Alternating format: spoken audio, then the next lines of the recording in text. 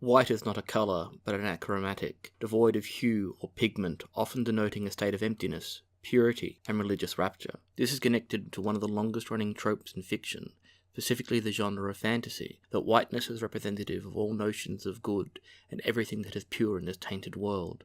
The gathering of martial might, unifying a broken people, bringing the light of all civilizations to the darkest, most primitive regions of the world, playing upon the old, twisted axiom of white is might, and might is right.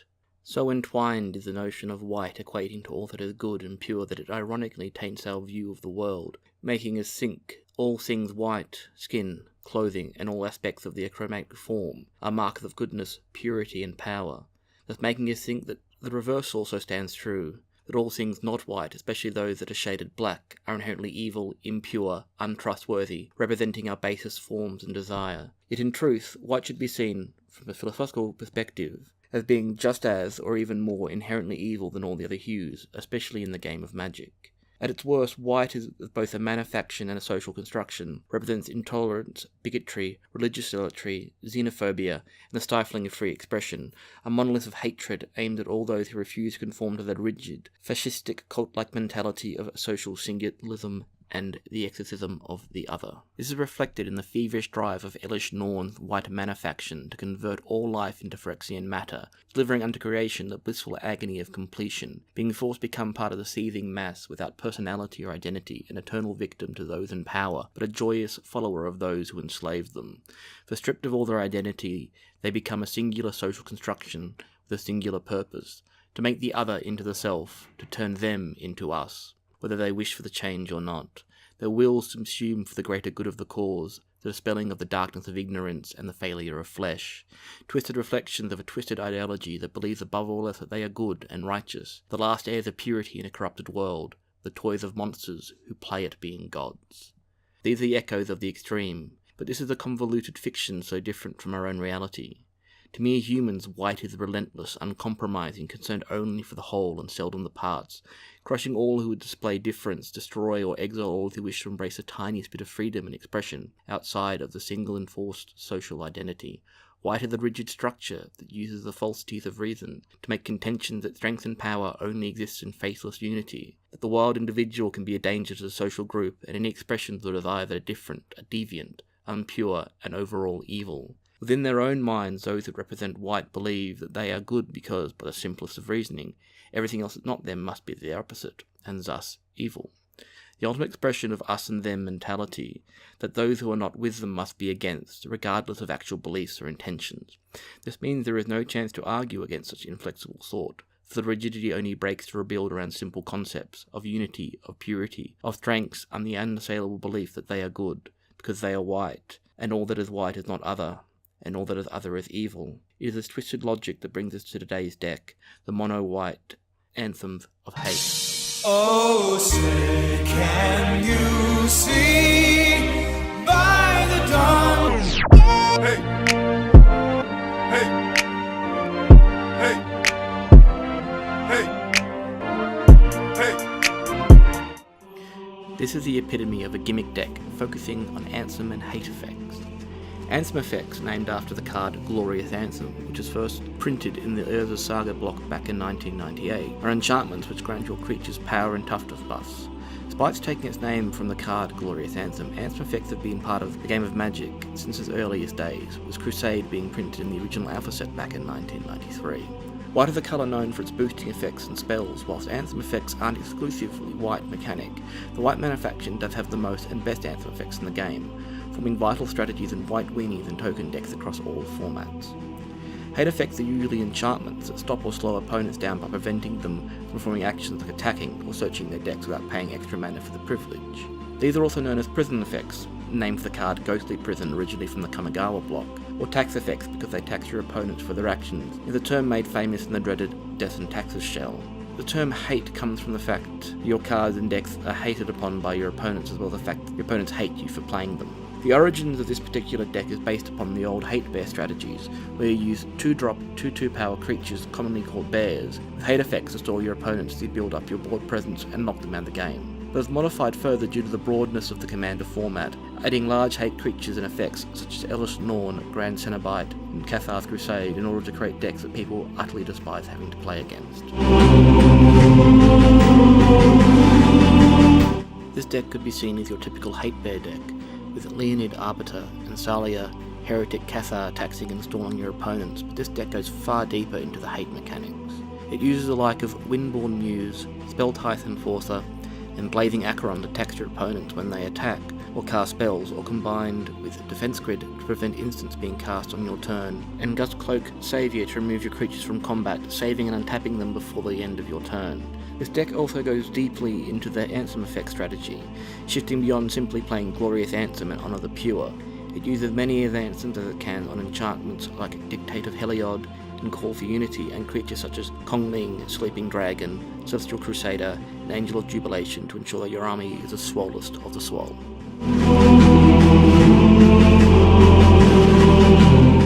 In the simplest of terms, this deck gets everyone at the table to hate you, to hate your deck, to hate being stuck playing against your deck, and to possibly plot your demise, either in the game or outside of Magic in a dark alley somewhere.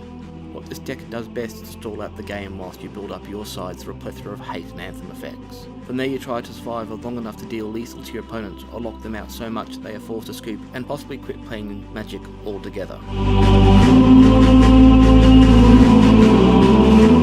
There is but one true win con for this deck, yet there are a myriad of ways of reaching that goal. The most basic win con you can do when running this deck is to go on an aggressive route, buffing your creatures as big as you can as soon as you can, slamming in hard before your opponents can mount a suitable defense, but this, ironically, is the weakest strategy that you can follow. Another advantage to the more aggressive route is that the deck has the strong flying creatures in the forms of angels, like Herald of War, who gets big with each attack, Blazing Archon, which prevents creatures from attacking you, and Wingmake Rock, which can grant you token copies of it, as well with raid ability, as well as gaining you life for each other creature that attacks with it. No, the best approach to winning the game that you can take is to build your hate effects efficiently, and wait until your creatures are suitably buffed to make lethal offensives. Using your commander, Korvax Ascendant Hero, and Elesh Norn Grand Cenobite to neg your opponent's low toughness creatures off the board, preventing tokens and chumps from blocking your attacks, placing Elspeth's Nice Errand's emblem on field so your permanents have indestructibility as you hide behind your prison and taxing effects to make you the most troublesome player on the field to deal with. Using this approach isn't guaranteed to grant you all the wins, but your ultimate goal with this deck is not to crushing victories, but to make your opponents hate playing against this deck and against you. There is a minor win con in getting Elspeth's Knight Errant to ultimate so that her emblem grants your permanents indestructible. As you do this, you ensure that Abzan Battle Priest is on the field and your creatures all have +1 counters on them so they gain you lifelink. Ensure that you have Alharamit's Archive on the field so you double your life again. Finally, get Ajani Goldmane to ultimate so that you have his avatar token whose power and toughness is equal to your life total. This should be all that you need to swing for lethal, not having to worry about board wipes or any spells that say destroy on them. Despite which of these paths that you may choose, the aim of the deck remains the same: prevent your opponents from successfully doing anything to you or with their own decks. Truly, this is a salad of commander decks because you don't win friends with salad. You don't win friends with salad. You don't win friends with salad. You don't win friends with salad. You don't win friends with salad. You don't win friends with salad. You don't win friends with salad. You don't win friends with salad. You don't win friends with salad. You don't win friends with salad. Pillow Forting. Building up an effective and nigh impenetrable wall with prison tax and hate effects like Windborn Muse, Ghostly Prison, Authority of the Consoles, and Aura of Silence. Using Anthem effects with enchantments like Honour the Pure, Martial Anthem, and Light from Within, and Anthem creatures like Kongming Sleeping Dragon and Celestial Crusader to buff your creatures out of range of damage-based removal and make them difficult to attack in or defend against. Being able to grind the game to a near halt with your opponents trying to figure out the costs for attacking you, searching their decks with Aven Mindset through Leonardo in the field, or even just casting the most basic spells with Spelltithe Enforcer and Aura of Silence in play, hampering instants with Defense Grid during early stages of the game, creating pseudo board wipes by equipping Brigitte, Heroes of Kinsbale, with Basilisk Collar, activating her ability when you attack en masse or if your opponents attack with large powerful creatures when you have a weak board state. Being able to use Korvax Ascendant Hero and Elesh Norn's negative abilities to to keep low power toughness creatures off the field and nerf their more heavy hitters for not insignificant amounts. Returning creatures to the field with Emeria Shepherd's landfall ability, multi-kicking Marshall's Anthem, or using Emeria the Sky Ruins Dominion-esque trigger to recur creatures from the graveyard at the beginning of every turn. Getting Elspeth's Knight Errant emblem on field so everything you control have indestructible. Using Abzan Battle Priest and a Goldie Jarmain with Alhammeret's Archive to keep gaining life, stalling out damage-based gain for as long as you can while doing lifelink damage with your creatures. Having several Angels and Blazing Archon along with Wingmate Rock means that you can achieve victory through flying damage, as they provide large aerial bodies that can be hard to deal with outside of Dragon decks, especially with your Anthems on field.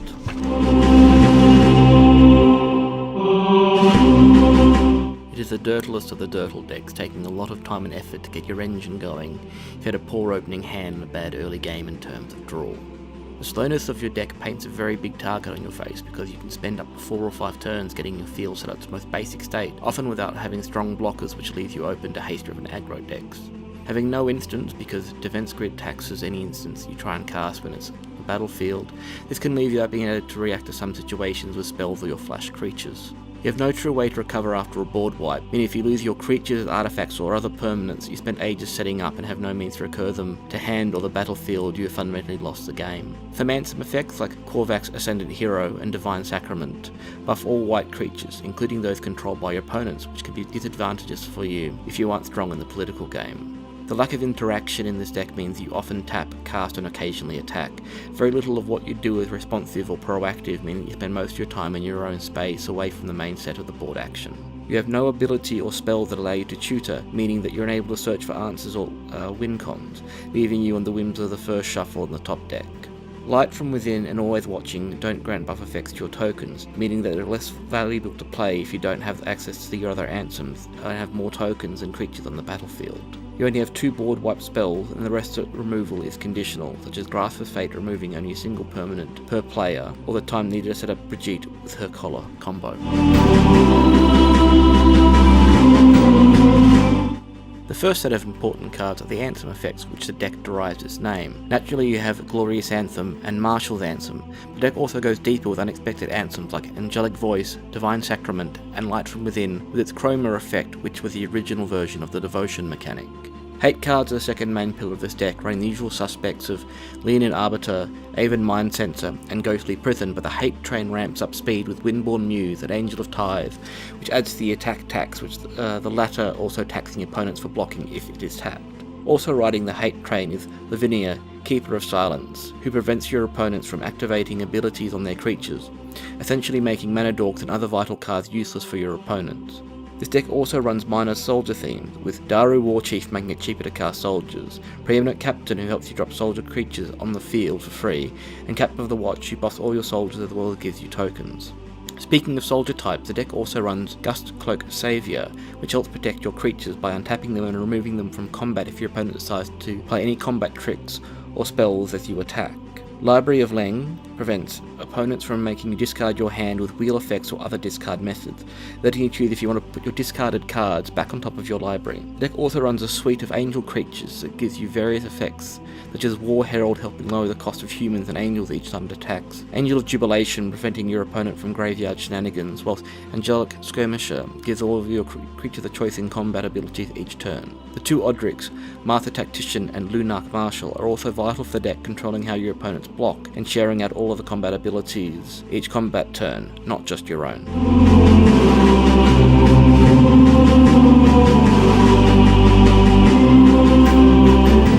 From the moment when you draw your cards and look at your opening hand, you are faced with a decision about which route you wish to take the game.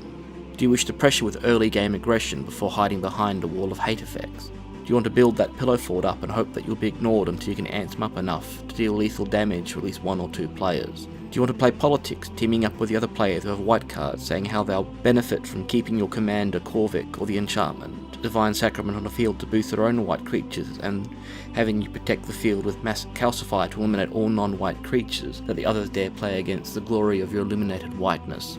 Are you going to announce your hateful intentions and act like you're piloting a typical white weenie deck? Your choices at the opening hand is how you'll pilot the deck during the opening stages of this game. and will make all the differences as what you'll focus on to either win the game or ruin it for the other players. Regardless of your choices, there are still some basics that is best for you to follow. In your opening hand, you'll want low drop hate effects like Authority of the Console or Thalia Heretic Cathar, cheap anthems and boosters, with Unoffensive, Kin-Tree Spirit and Crusade being your best choices, and general cheap creatures like Suture Priest and Veteran Armor, who give you both effects and board presence. Artifacts like Pearl Medallion that cheapen your spells are also something to aim for, since it will help you drop things below curve, something this deck struggles against. From that point, be bracing yourself for a slow game, no matter the speed and curve you end up playing. Drop your mana rocks as early as possible, so you have at least a little ramp to work with, aiming for a Pearl Medallion by turn 2 or 3 and a Cave Sun by turn 6, depending on how many rocks you can drop to help it speed it out. Overall, your early game is not to outrace your opponents, but to stifle them, using the Lord of All Hate Bears, Leon Arbiter, to reduce early game tutoring, especially for ramp spells like Rampant Growth, or opponents who use fetch lands. Other hate effects like Order of Silence also help prevent any of your opponents trying to run away with the game within the first 6 or so turns, depending on when you can drop it or any other hate effect cards that you have. If you want to play the more aggressive early game, focus on dropping cheap anthem effects like Always Watching and Spear of Heliod, before dropping creatures with synergistic static or triggered effects such as Archetype of Courage or Piano Nomad Captain. As always with Anthem strategies, you'll want to save Marshall's Anthem for the mid to late game so you can take advantage and afford its multi-kicker cost. Disregard this if your hate game is strong enough that you aren't losing many creatures to worry about using the multi-kicker and just want to swallow beasts on field. Also, the more aggressive playstyle, you want Preeminent Captain on field so you can use his ability to drop more expensive soldier types on the field for free. This is best done when teaming up with Guscoke Saviour to remove him from combat and trigger the abilities, or a Basilisk Collar equipped to Bridget, Hero of Kinsbale, who you want to take out blockers with a Death Touch Enhanced tap ability. By mid-game, with luck from the gods of top decking, you should have a majority of your hate effects and mana rocks on board or at least in hand. From here you can evolve your game plan, either focusing on hate effects, anthems, or moving into a combination of anthem tokens to overwhelm your opponents. If you go with the latter strategy, you'll want to focus on dropping Captain of the Watch, Darian King of Kelior, and Elspeth Sun's Champion, as well as build into being able to cast Nomad's Assembly with its rebound trigger. When doing this, you must remember that Always Watching does not work with tokens, but Captain of the Watch more than makes up for this shortcoming. Cathar's Crusade combined with Abzan Battle Priest means that you gain buffs for each time a token triggers Cathar's Crusade, whilst the Battle Priest gives everything with a +1/+1 counter at life gain, which helps you stave off shift damage from your opponents and makes your tokens more efficient chump blockers because they gain life even if they die. By this stage of the aggressive game, you should be able enough mana to cast Emiria Shepherd and drop a plains each turn to bring back any creatures that you may have lost, even if it's at a one time. If you have mana enhancers like Cage Sun and Nixos Shrine to Nyx on field, you can use these to pay for Martial Lance's multi-kicker cost to bring back multiple creatures at once and hopefully get some extra ETB effects from them. If you took another route, one where you become more passive and played all the politics, then you should be focusing on maintaining your hate effects as you build up your field and anthems, making it difficult for your opponents to attack you and frustrating them when they cast spells with Defense Grid, Order of Silence, and Spell Tithe Enforcer on field.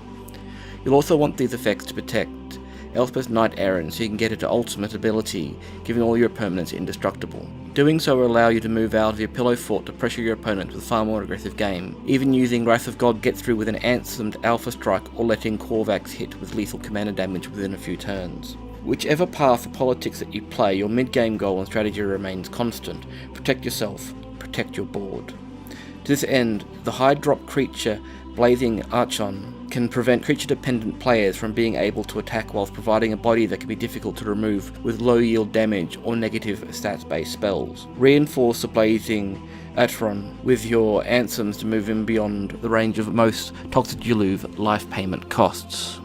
If you choose the life gain route, ensure that you have Abzan Battle Priest on field, with Unoffensive, Kin-Tree Spirit, Cathar's Crusade, and token generators like Nomad's Assembly to grant every creature you control life gain. Combine this with the Johnny's Goldmane's +1 loyalty ability to keep your life range up before getting at least 2 activations of a Johnny's ultimate ability, so you have a large, relatively hard to deal with avatar token on field. As you move into the late game, you should realise that pillow forting and hate effects can only get you so far. If your opponents haven't destroyed you for ruining their game, you need to move beyond your own ramparts and start attacking with your buffed up creatures. Now is not the time for timidity, only a vicious beast should remain where your human heart once was. If all things have gone right for you, and you've been able to ultimate Elspeth's knight errand, your field of indestructible creatures should be able to wreak merry havoc upon your opponents, with Korvax and Elish Norn helping to keep low power toughness creatures off the field, and Odric Master Tactician letting you direct how things are blocked if you don't have Bridget bound to the collar. If you find yourself without the power of indestructibility, or your creatures were exiled by a spell such as Settle the Wreckage, you might as well rein yourself to hampering the rest of the game as much as you can. You're not playing this deck to make friends or win outstanding victories, you're playing to spread around the utter hate and assert control over which it refuses to be controlled, other Magic players. To this end, you just need to sit back and let your hate effects do the work, targeting any weakened opponents, using creatures with flying, go over the top of their defences if you can. For, in the end, regardless of which playstyle you choose to tread with this deck, there remains but one constant, one goal, one single end result: to dirtle the game as much as humanly possible and force your opponents to scoop once they see there is no fun to be had. Your objective when you play the Anthems of Hate is not to win, it is simply not to lose. No matter which path you choose to play with this deck, aggressive, controlling, or trolling, you must be prepared to amend your plans on the fly if you can, often thinking a few turns ahead in regards to your own hand, board state, and what type of decks or commanders your opponents are playing. Never get trapped into thinking that you have one way to achieve victory. You can't react or interact with others well, but this doesn't mean you should remain ignorant of the state of play your opponent's potential plans. Always be mindful of who you are versing, what decks they often play, and how they play those decks. You can't react, but you can anticipate and plan ahead. This deck is the epitome of both the political and anti-political styles. Your hate spells disadvantage all of your opponents, but you can make deals protection with others so you don't have to play cards like Defense Grid or Leonid Arbiter. It's preferable to have a few deals going and building your board state in other ways while getting protection from others than have the entire table turn against you. Linvala, Keeper of Silence, can lock out several commanders like Muzio, Visionary Architect, making it impossible for opponents to use activated abilities. This can be a good way to stop combos going off or just setting people back a few turns for little cost yourself. This does not extend to abilities of creatures in opponents' hands or graveyards or any activations that happen in the command zone with the recent commanders. When using Darian, King of Kelior as a way to get tokens, be mindful of how much damage an opponent can do and if they have any combat tricks up their sleeve. He can be a cheap way to get several tokens on field at once, but you can't rely on him to be a stable token generator and always have creatures with life gain to buff out any damage for the tokens you gain. If you have the mana, use Spiel of Heliod after you've gotten the tokens from Darian so you can take a measure of revenge. Be wary of using Alhamrat's Archive as a mean to draw extra cards from opponents' group hug decks or similar spells or triggers. It's primarily in the deck for its life gain doubling ability and does not help you very much when trying to draw cards. Make alliances with other players who run white creatures in their decks because you run the risk of having Korvax and Divine Sacrament buff their creatures unintentionally. If alliances cannot be made, do not run either of these cards until you're certain they grant no advantages to anyone else when running white creatures. They may be white, but they aren't the same white as you, therefore they are the enemy. Use Library of Leng and Cranial Archive to drag out the game longer by placing your discarded cards back on top of your library with the library, or shuffling your graveyard back into your library with the archive. It's a particularly good way to deal with opponents who play mill and are looking for a quick win, but you need to have both these artifacts on field to make it work, as well as keeping your opponent ignorant of your intentions. Never forget, this is first and foremost a hate deck and you will attract a lot of hate for playing it. Do not be afraid to taunt your opponents with it. Sometimes it's best to say, Let the hate flow through you. now that you've made your playgroup, or possibly your entire LCG community, despise you for playing that deck, you can make amends by bringing along the next deck we shall show you, the third deck in our ongoing Shakespeare-inspired series, Hamlet the Half-Dame. If you have any questions about this deck, video, or even have suggestions or complaints, please leave them in the comments below, and do all the other things that YouTubers ask their viewers to do. We're hoping to bring you our first modern deck tech in a few weeks, made in a different format from this one, with the videos of live games, let's play recording, and deck tests. That's all from the And the Geek Collective for now. Until next time, good luck and good gaming.